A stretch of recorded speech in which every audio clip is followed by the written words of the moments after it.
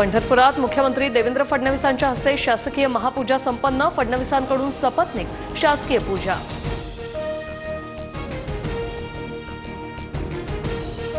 शासकीय महापूजेत मुख्यमंत्र्यांसोबत नाशिकच्या उगले दाम्पत्याला पूजेचा मान।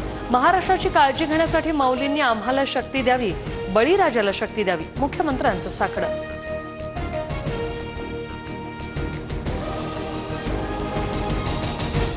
आषाढी वारी निमित्त अवघी पंढरी दुमदुमली। पदस्पर्श दर्शनासाठी भाविकांची मोठी गर्दी। विठ्ठल मंदिराला आकर्षक सजावट, तर चंद्रभागा तीरी वैष्णवांची मांदियाळी।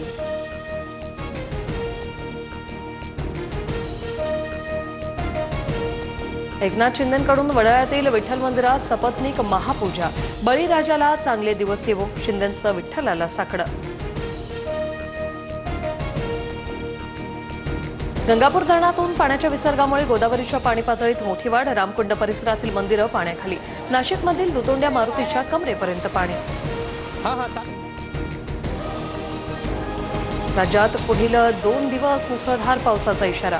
पुणे जिल्ह्यातील घाटमाथ्यावर आणि उद्या अतिमुसळधार पावसाचा अंदाज।